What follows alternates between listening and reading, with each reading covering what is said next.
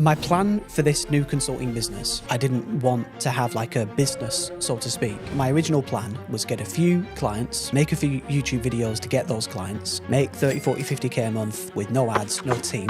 Because after the old company, man, that was a grind. And I wanted the opposite. I just wanted to chill. Now you're building your business a lot leaner. Is your number one focus, I want to have a lean team? Is it because of profit margin? Or is it because you don't want the strain of lifting so many people up and guiding so many people? I would say profit, freedom, and fun. I learned a lot from my last business. I didn't really know what I was doing. And all of a sudden, we went from a 90% profit margin to almost a 30% profit margin. I learned that I hate having that many people to manage. I hate doing the meetings. It was hard to sleep sometimes, spending 6k a day on ads. Now I'm just doing the opposite. So everything I did wrong in that last business, I'm just doing right in this business. This industry, specifically in the high-tech industry in info, how did you steer through actually getting through those barriers before selling it? It can be done, it's just harder. What would be the potential negatives? The potential negatives would be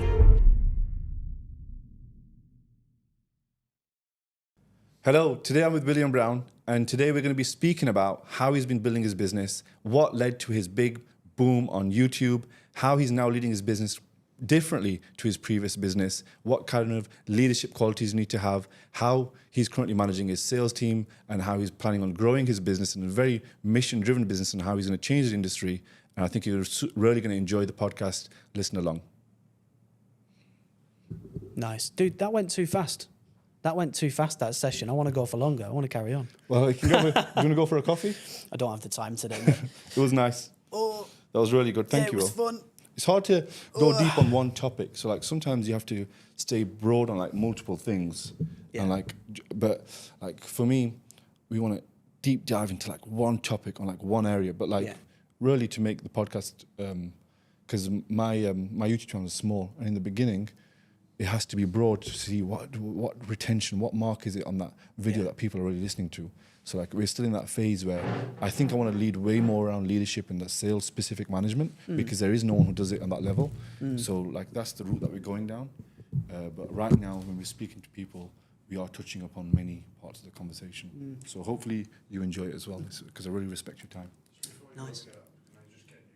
Yeah. Yeah, should we stay here? Okay, let's go, guys. Let's go. Thank you. So, Will, was it earlier this year in February where you had this massive growth on your YouTube channel, your new YouTube channel? It actually started last December. In fact, it started last September when I sold my company. The day that I got the wire, I made just a raw, unfiltered or unedited video. I uploaded it, and that was the first kind of big video that I ever had that's got about 110k views now. And then I had another in December and another in January, and then all hell broke loose. It was insane. And the energy in that video was like, you not really doing a hook. You're not coming in with a framing and just talking. And I sat and me and Alex watched that video because we actually looked at your YouTube channel. This is 4 or 5 months ago and said, why has this channel worked? What has worked? Because we're trying to figure ours out. We've not massively seen good growth on our YouTube yet. And we watched your video and we was like, what positives are there? And we saw the Dubai skyline. We saw the gold watch. We saw you're not really trying. And then I thought the thing that's worked is, obviously the title of the video was great. So there is something there that did really well. And I think you used Reddit for knowing your titling. But I also thought when you actually were speaking, it was like, you can tell you don't need it. And you tell you don't care. And everyone in direct response marketing is like, please click and buy right now. I need you to click this thing because if you don't click it, you won't get this. And there's almost a threat, underlying threat inside all direct response marketing. Yeah. And I think because yours didn't have it, and then the other thing was the social proof was really strong because you said, here you can go on Forbes, this has been published here, and you can check this out. And I think the combining you not needing it with social proof and the skyline is what worked. What do you think? Why did it work? Yeah, I think it's a multitude of things, right? Now, when I first started the channel, if you go back to my first 4 or 5 or 6 videos, they are highly edited. There's 2 cameras, there's B-roll and stuff. And when I started that channel, I just copied what I thought worked, right?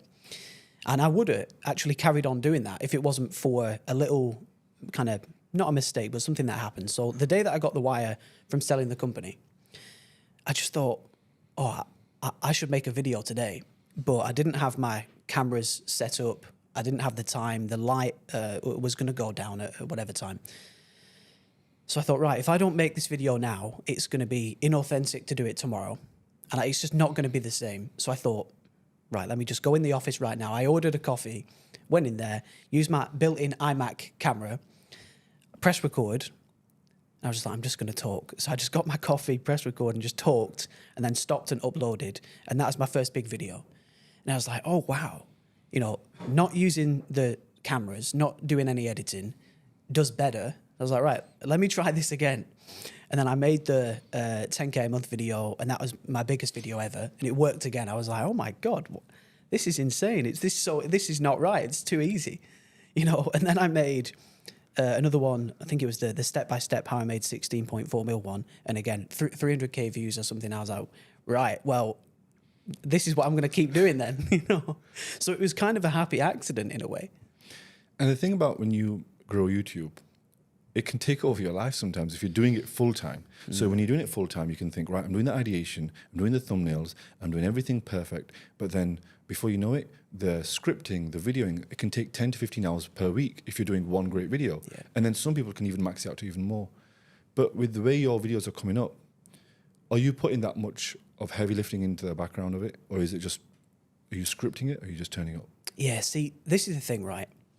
My plan for this new consulting business was not to, I didn't want to have a team. I didn't want to have like a business, so to speak. I just wanted to, my original plan was get a few clients, make a few YouTube videos to get those clients, make 30, 40, 50K a month with no ads, no team, and just more enjoy life for a while. Because after the old company, man, that was a grind. Like that was a mission to grow that bloody business. And I wanted the opposite. I just wanted to chill, really. And when the YouTube blew up, I was kind of forced then to take it a lot more seriously. And then I had to hire reps, I had to get an assistant, I had to do some other things with the programs that we can talk about later. But to come back to this whole thing, what I'm trying to say is I didn't need it, and I still don't need it, and I don't really care, right? So if the YouTube died, well, that would actually in some ways be better, because then I could just chill and enjoy life and not have so many clients. And when it comes to the question you just asked about YouTube, man, if I had to do that, script videos, spend 15 hours doing a script and have a thumbnail designers and plan the videos and edit the videos, my God, I wouldn't even do it. I wouldn't even do it. It's not worth it to me. You know, so if I had to do that, I wouldn't do YouTube. I'd quit. You know, so the only reason that I do YouTube is because it's so easy, right? For me anyway. And when it comes to the videos, the first thing I do is think of the title. So I spend a lot of my time thinking about the title first. Then when I've got the title, I set a day aside to make a couple of videos, usually a Saturday or a Sunday. And I'll have one or two titles for the one or two videos that I want to make. And then I just leave them in my head. And I'm just thinking for a few days, like, right, what am I going to talk about? In what order? And then I just, when I feel ready, I get a coffee, sit down, press record, talk, stop, upload. Very nice. So, I love that. Simple. And then now you're building your business a lot leaner. So you're leaner in the amount of people within your business. Yeah. And if you want to talk about more about the revenue that you're making, but now you've set a goal to even grow this business. So is your number one focus, I want to have a lean team? And why is it that you want to have a lean team? Is it because of profit margin? Or is it because you don't want the strain of lifting so many people up and guiding so many people? Yeah, I would say profit, freedom, and fun, right? So I learned a lot from my last business, and it was more, I didn't really know what I was doing. I could just really bootstrap that business. And all of a sudden, we went from a 90% profit margin to almost a 30% profit margin. I just got way too many team members. We had 18 members of staff. It was all paid ads driven. And I learned that I hate having that many people to manage. I hate doing the meetings. It was hard to sleep sometimes, spending 6K a day on ads. And now I'm just doing the opposite. So I hated the ads. So now I barely run any ads. I hated the massive team. So now I've got a tiny team. I hated not having organic to kind of just, because it just creates so much more trust and ease. So now I do pretty much all organic, right? So everything I did wrong in that last business, I'm just doing right in this business. And I've learned what I like and don't like, you know, so I hate having a team, like a massive team. I hate meetings, bloody hate meetings, and ramping and training, and God, it's just a bloody nightmare. So, but profit is the real reason, because the reason we do business is profit. Yeah. You know, so all eyes for me are on profit. Last month we did 466k cash collected US with it's about 417k net profit, right? Man, in my old business, it would have been 466k cash, 100k profit or something, you know? So Yeah. I've just learned my lessons now. And now when you're making this money and you're a lot more profitable, are you now thinking, right, I really want to grow? Because previously when you did your first business, before you sold it, there was a time where you were highly aggressive in growing the business. Although you weren't enjoying it, but you kept pushing. So now, do you still have that same aggression behind you? Or is it more like, if it works, it works? No aggression at all, man. Yeah, that's one big thing that's changed. Because in that last business, it was all about, you know, getting rich, building wealth, acquiring assets, and just getting freedom, really. And then when I got that freedom, well, then it really chilled me out. You know, it was like, man, when I sold that business and I bought this apartment with cash that I'd been waiting to buy, man, it was just like the switch was over here on like anxious, worry, panic, make money mode. Then it flicked off to just enjoy, you know, and just kind of chill mode. And it's a great feeling, man. There's a mind of many entrepreneurs where they sell their business and instantly they have a slump. So it's known where, now what? Because normally entrepreneurs have some sort of ADHD or something internal where some things, what do you say, not normal, but abnormal. But that same thing pushes them to do something greater or something different the next time. Did you have like a slump after you sold your business? Or did you have like this aggression, this thing I need to put my energy in? Because now you're saying you're doing it quite relaxed. So it seems not the norm for many entrepreneurs. Well, this is something that one of my... so I had a mentor that mentored me through the exit, a guy called Dan Bradbury. And he actually told me this in advance. He was like, listen, make sure you've got something that you're going to go and do next, or else you'll get depressed, you'll get lost, you'll waste the money. But one of the reasons I wanted to sell that business was as an accolade to go and do the business coaching. Because I was doing it a little bit already at a very, very, very small scale. And I just realized, man, I love doing this. It's so much easier. It's so much more fun than this business. And if I can sell this business to a good buyer for a good amount, I can use that accolade to go and get more clients and have even more fun and so on and so forth. So selling the business was to actually fuel this next thing as well. That was one of the reasons. Very nice. Yeah. And just about selling the business, many times within info space or within businesses built off a personal brand, it's hard to sell them because they have a key man risk. And they also, it's so many other reasons that they have which make this industry, specifically in the high ticket industry and info, harder to sell businesses because they lack enterprise value and the multiple isn't as high. So how did you steer through actually getting through those barriers before selling it? Yeah, for sure. Well, it can be done. It's just harder, right? And I'll never forget, I was at a mastermind and the owner of the mastermind said to me one day, we were having lunch, and he just randomly said to me, so, Will, when are you going to sell your business? And I said, I can't. It's an online course business. It's attached to my name. You can't sell these businesses. And he said, well, yes, you can. The only difference is the buyer and the price. So if it's attached to your name and there's key man risk and it's terrible, you can still sell it. You'll just sell it for a tiny amount of money to a shit buyer, right? Or if you build it well, you build it properly, you'll sell it for a lot more money to a better buyer. And that really set me off because that planted the seed. Right, well, I can sell this, so I will try and sell it in the future. And that was about 2.5 years before I sold. But the way that I prepared was, number one, I was quite lucky because it was a faceless business, right? It was named after me, but I never showed my face for 7 years in that business. So all the ads were my voice, all the YouTube videos were my voice. Okay. But all the social media was just the company logo. So there was no face, which gave me a big edge. It was still, it's still it was all me, But that really helped. And also I'd fully removed myself as well. So by the end of that company, we had a sales team manager fully managing the team. We had a coaching team managed by basically the head coach. We had a self-sustaining support department. The ads were really, really nice and profitable. And we'd never had a losing month on ads ever. Like we'd never had a single losing month. And that track record really helped with selling because it gave the buyers peace of mind as well. And yeah, I just got it as ready as I could. And then my mentor helped me get an M&A advisor. An M&A advisor found the buyer, and we exited. So Very amazing. And with Dan, is the main thing that you learned financial literacy? I'd say two things: financial literacy, and the fact that I could sell the business. Because if he wouldn't have said that to me, I might never have sold. So it's funny, these little mini conversations that you have can change everything. That's incredible. You know. And with that business, because you mentioned the sales team and everything that we do is sales, like we live and breathe sales, sales management, sales leadership. When you put a sales manager in place, when you were building that team from the beginning, maybe you started with 1 closers, 2 closers, setters, and then you put a manager in. How did you go about that process? And then now you're doing it the second time, how are you doing it differently? For sure.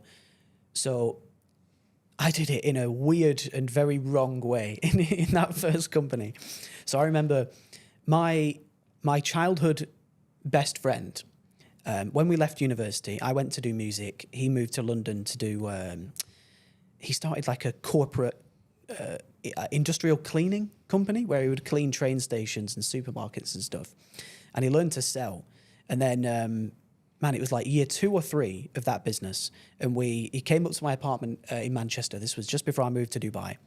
And I was saying to him, I'm stopping doing a webinar. I'm going to do this thing called a VSL, and we're going to take sales calls. And he was like, I could help you with the calls if you like. I was like, you're hired. So I moved to Dubai, and we turned on the VSL, and it was me and him doing calls. Man, we were fucking crushing, man. Our close rate was disgustingly high. What year was this? This was May, June 2021. Okay. Right. Nice. And we moved from a fake live webinar with a 2K product to a VSL and a sales call with a 4K product. And yeah, it just could not have worked better. We were making so much money, closing so many deals. And then, it gets worse. So then I needed my first rep, and I tried to hire my brother's girlfriend who'd never done sales in her life. This probably the number one most stupid hire that I've ever made. She couldn't close a fucking door. All right. She actually, by day 6, 7, 8, she was crying because it was just so bad. So that taught me, I just didn't have a clue back then. So then I think I went to, who did we hire third? We hired her. Then I think I went to Cole Gordon after that. And I think Cole gave me our next, in fact, all of our future reps, we always hired from Cole after that. A lot of shit hires from Cole, I'm not going to lie, but some rock stars in there as well. You know, they were hard to find, but some rock stars in there as well. And again, I didn't have a clue how to hire or ramp or manage or train. And my childhood best friend, Alex, who was the best rep ever, like no one ever closed as well as him, ever. He became the sales team manager after I'd say our third hire or something like that, because he really wanted more control. He didn't just want to be a sales rep, you know, he wanted to ascend. And then Alex was the sales team manager for forevermore, essentially. So from about 2022, we started hiring from Cole Gordon, and then Alex became the sales team manager, and things were good then. You know, we were nice and profitable, and things were fine. But I actually always regretted taking Alex off closing, because we never had a closer that was ever as good at closing as him. So in the short term, and maybe in the long term, we actually damaged. Yeah, in my opinion, he was a better rep than a manager, but whatever. And how have things changed now? Well, man, like, I will not hire someone unless they've got a track record, unless they can give me call recordings, unless they've got the most solid proof that they're good. They ain't coming on my bloody team. And I just don't hire. I mean, I used to hire fast and fire slow. Now I hire slow and fire fast, you know, so I've learned my lesson. I like the saying, hire fast, hire fast, fire faster, promote fastest. That's a good phrase. And you mentioned how you put a sales manager in place. It was Alex, and he was a way better leader than a way better sales rep. No, he was a way better rep than leader. And usually we find this because of a type A personality. So in sales, you have type A personalities that are great at closing. They're not the best team players. They can cause havoc. They don't put the best CRM notes on, but they just close the deals. And then when they become managers and leaders, they actually were type A personality, so they don't really have that softer ability to empathize with others. They don't have that team mentality. They don't have collaborative leadership qualities, so they lack the ability to build a team. But most business owners, what they do is they just promote their best sales rep into a manager, which is not the traits of a good manager. So is that something that you actually did?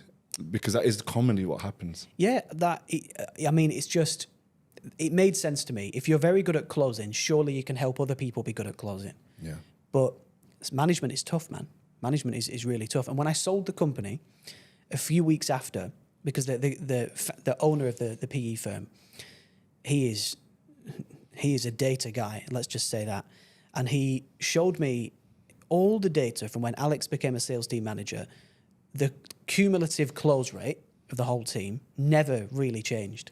You know, like all reps factored in, it was always about 24% forever. You know, so. If you think about a football manager, they're never good football people. They're not the A players, but they make great leaders because they have other skills. And those other skills don't make them an amazing player, they make them an amazing team player. And it's the same in business. And now you're set up with your closers. What's that setup like now? Because you were asking me a question earlier on. I'd love to dissect your current sales team. Yeah, well, man, I mean, I've either been very skilled or very lucky. I think it's more luck. The two closers that I've got right now are just rock star, amazing, bloody A players. I'm very, very thankful to have them. And that's it. So our team structure right now is two closers, two setters, me and a virtual assistant right now. So hyper lean, and technically two contractors, a copywriter contractor and a media buyer contractor. But we're at the stage now where I know that we could push a bit further, get more calls, get a third rep, and maybe scale a bit further. But it's just, I'm trying to make the decision right now. Do I want the mess of hiring another rep, ramping them, looking after them, training them, hoping they're fucking good? If they're not, I've got to fire them. I'm just trying to decide. Should we make the decision now? Should we go through it? Oh, okay. Okay, go on then. Okay, so what would be the negative if you hired another rep? What would be the potential negatives? The potential negatives would be, so I would say the main thing that not annoys me, but is a thing to keep an eye on is the sales team. So for example, I got an email on Friday. Hey, Will, your rep is not on the call right now. I was really excited about this call. I've been waiting all week. I'm ready to buy. I'm like, oh, you fucking motherfucker. So I go in the WhatsApp and I'm like, right, dude, why are you not on this call? He was like, I was running over, and then I was like, why didn't you double dial him and get him on? He was like, I didn't think he'd answer. Like, what? It's just stupid, man. And, then it's like, Will, I'm trying to close this guy. Can you get on a call with him? And can we do this? Can we do that? Like, the main source of my mini problems, they're not big problems, but just mini problems, are the sales reps, right? And these are bloody good sales reps as well. So if I hire a third, I feel like it's just going to be a bit more. So one of my mentors once said to me, when you scale the good and you scale the bad. So if there's any bad, you'll have more. If there's any good, you'll have more. And it's just management, really. It's just the messages, the communication. I'm going to have to do meetings. I'm going to have to train them and ramp them and help them. And I'm just like, is it worth it? In your position, because you have a choice where you can hire a third person, but also you're trying to keep as lean as possible, what you could do is one of the sales reps who shows a quality of potentially leading, but not there yet. He's not a sales manager. So we call these people like a sales lead, but a sales manager in development. So we tell them, hey, I see potential in you. I think that you could be a sales manager. Do you think you would be ready? And they would say, yes, of Because commonly, salespeople just think it's easy. Managers, they just want the title. And you'd say, I think that you need to be able to learn all of these things. And you list them out, 5 to 10 things. If you can do these things, would you be interested in maybe working towards a manager if you can develop these things? For you to develop these things, we may now pay you an extra $500 a month. Or we could give you an extra team bonus if the team grows month on month. So if you was to hit the goal of 450, 500, I would then reward you with this. But you have to be able to put in additional time to learn this. And this is only worth it because you're going to be earning maybe an additional commission, but you are now leading 2 meetings a month. Sorry, 2 sales meetings a week. So I'm not going to be on those ones. So they're solely for you. And you're also going to be taking the lead on the setters. And you'll be looking at acquisition data, and also looking at becoming that middle person between the media buyer and me. And if you can do those things over the next 6 months and you can hit these things, you'll become a manager, you'll get a base rate of 3 to 5K, and your commission will be team-based.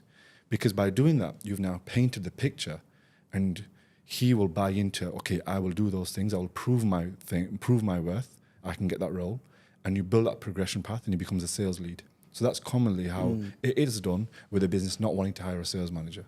Don't know if that would work at yours. It sounds like a lot of work. And also, I think that added layer of complexity might affect their closing as well. Because then they're... Yeah, that's why we call it a sales lead, because we also tell them, if it affects your closing, you're off. So because the type of person who wants to do it, the type A personality, is like, no, I won't let it fail. But we'll say, if you have a month where your sales rate drops, and what this does is it pushes them to keep their sales rate higher. That's good. You tend to find that, because lagging and leading indicators, you combine them both. So you're like, if you're going to do this, you also need to do this. And then that's like, but also the other thing is, you said it sounds like a lot of work. And I can tell you want to have a very chill business. Yeah, I do. But then I would also say on the other side, if you're wanting to make hundreds of thousands more than you are now, there's probably an element of like a little bit of a headache you have to be willing to endure. Yeah, it is. I mean, like, I know that I could scale this thing. Yeah. You know, I know that I could take this further. Also, I mean, I coach people one-to-one for the most part, so that's something to be aware of as well, because I can't take on endless clients, which is actually one of our edges, because I'm one of the only people that still coach people one-to-one. So I kind of want to keep that, and it's just, I don't know, I'm pretty bloody happy, man, right now. So I think I'll put this decision off for the minute. Well, there's no better answer than I'm happy right now. Well, if you're happy right now, then no one can tell you anything. No one, they say very sharp, no one can tell you dick if you're happy right now. No one can tell you anything. So, and then your leadership skills, when you think about becoming a leader, do you think about like, how can I become a better leader, or how you can develop others within your business? Because we think about businesses growing, not in terms of the ambition of the founder alone, but in how you lift others within the business. There is an element of that. And I remember having this conversation with the 2 reps, because I hired them both at one time. And one thing that is very important to me is that everybody has the same feeling that I do, of like love for the business and love for what we do. And we have a mission statement: make money, have fun, and help people, right? So when I sold my last business, just when the YouTube was blowing up, actually, I remember I was walking around my apartment just thinking, why am I doing this again? You know, I'm about to build another bloody company. Why don't I just chill? Why don't I just go to Bali and stop? And I remember thinking, well, I want to make more money because I want to build more wealth. But I've got to bloody have fun this time, or else I'm just going to freaking kill myself.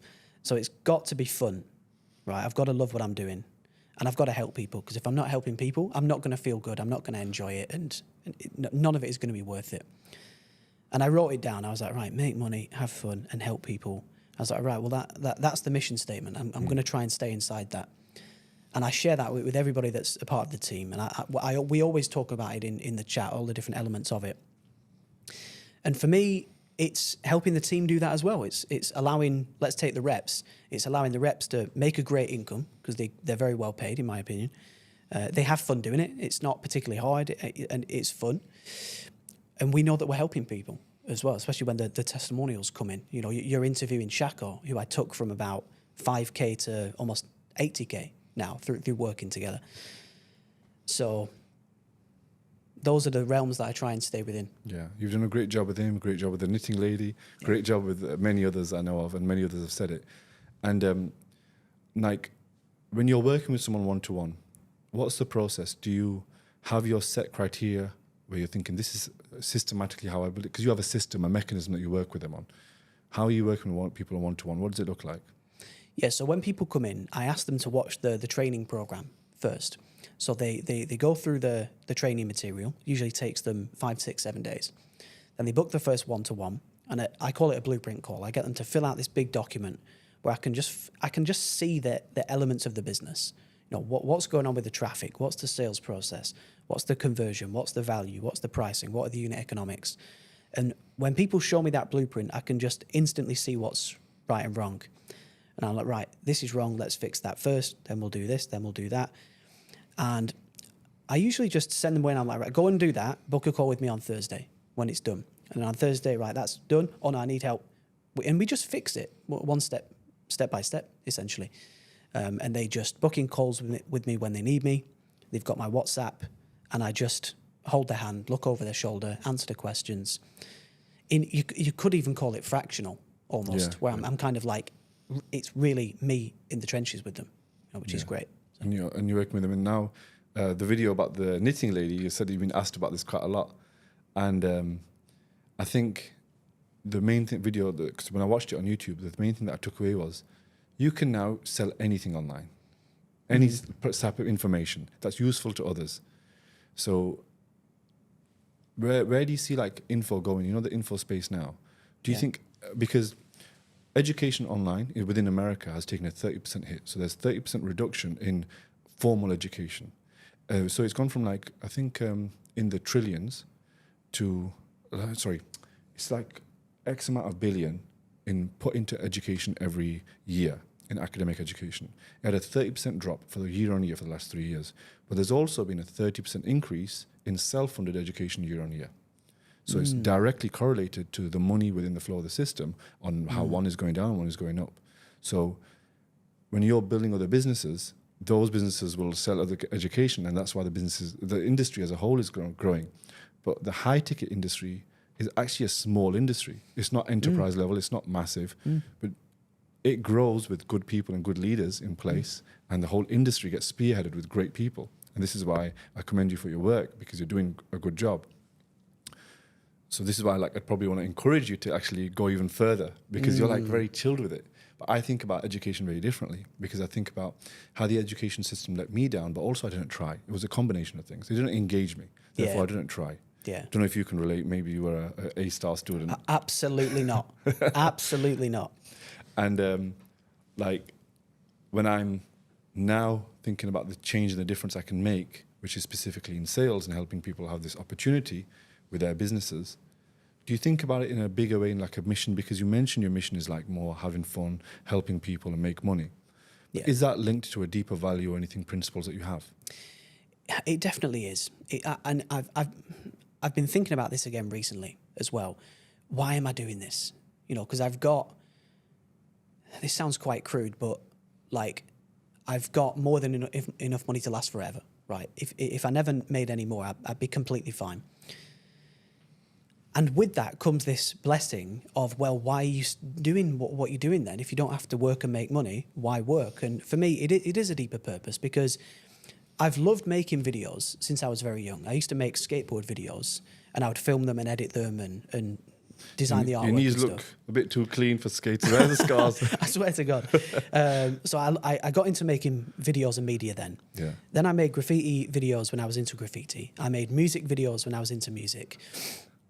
So I've made videos my whole life, and I love making the videos just for the video's sake. I like sharing stuff and inspiring people and seeing the nice comments and stuff. And I feel like that's very valuable for people, and it's making the world a better place by helping people with this stuff. And they get to make great businesses, and their clients get to have these breakthroughs. So it's positive for the world. So I feel like my YouTube is positive for the world. And I feel like, again, what we do is we enable experts, talented people who love what they do, who've worked hard to learn it, to share it with the world, right? And I think over the last few years, people have started to realize, school, the purpose behind school is to make you a worker. It's not to make you rich. It's not to make you an entrepreneur. People always say, why is money not taught in school? Because they don't want you to know about how to make money, because then you'd go and be an entrepreneur and that would damage, there'd be less workers. And as people realize that, I think that's a reflection of what you just said. Right, people are not learning that, so they're kind of not caring about education as much, traditional education. And that's opening the door for real experts who actually do what they teach you can go to the source now. So if you want to learn sales now, rather than going to university or college, you can go to like a lifelong sales professional who's in the trenches, who lives and breathes it, and work with you. That's the best thing in the bloody world. That's amazing, Like if you want to learn, I don't know, communication, you can go to Shako, right? Who lives and breathes it. That's his whole life. And I think that's why this is going up, because it can't get more valuable than being able to select an expert that you love and trust and want to learn from, and being able to buy from them. That's the best thing in the world. And what I do empowers that. I help these experts to make it a business, make it a successful business and grow it. So I am conscious of that. And that's what just makes it worthwhile. I love that. In any sales team growth, we look at the bottom, the main component at the base of the pyramid being the mission and the vision and the values of the business owner and how that goes into the business. Because let's say a sales rep is late by 10 minutes to a meeting. It's very easy just to say, why are you late? But it's the right thing to say here is, hey, our mission is this. We're trying to change the education system. We're trying to do this. How are we supposed to accomplish our mission by you coming 10 minutes late? Is that aligned? And by managing people in that way towards a mission, it's far easier. That's really, what you just said there, that's really inspired me, man. Thank you for sharing that. That's okay, man. And we just think about business in way more of a mission-driven way, because we can really see change within people. And when I'm thinking about your business, I'm not just thinking high-ticket space, selling courses. I'm thinking about the education system and how we're reforming it in a way. And I was with Iman on Monday and Tuesday, and they were talking about their whole mission is all about reforming the education system. So obviously it's one view which we look online and say, hey man, you're just selling a course. But I see kids buying courses and benefiting and winning every single day. And I'm sure these people that have been working with your business and I hear great things and great testimonials, is for a reason. They're building businesses because they found another way out. Yeah, dude, without a doubt. I think Iman he's done great things and he's doing great things. And he's one of the most focused and driven people that I've ever met, for sure.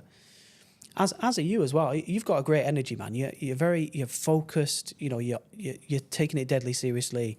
It's really great to see, man. And one thing that I do believe in is the market is like self-sorting.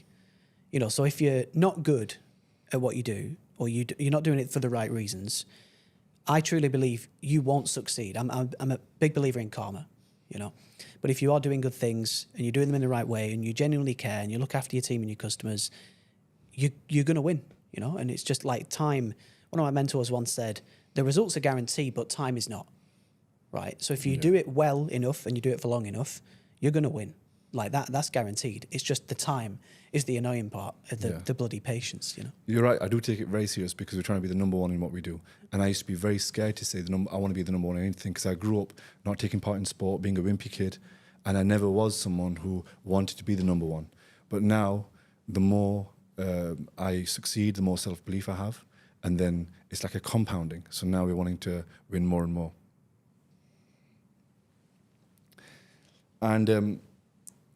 And thank you for the nice compliment as well. No worries, man. So your focus is mainly to go to 600K now. Yeah, so we've just come off. We did 424, then we did 397. Now we've just done 466.